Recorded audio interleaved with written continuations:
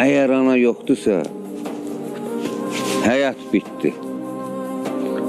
Bak, 9 uşaqlı, 2 mərtəbəli, 3 mərtəbəli ev.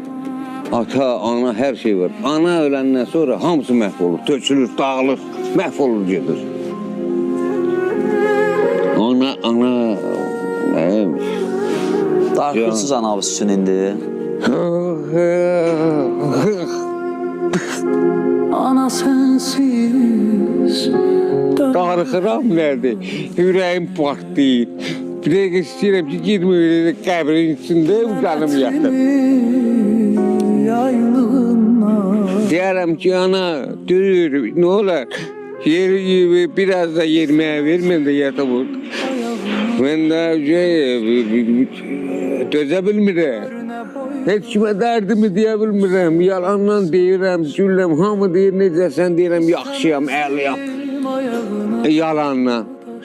Yalandan deyirəm. Bilirsən niyə? Heç kimin qəlbini qırmayayım deyə, kiminsə qəlbi qırılmasın deyə.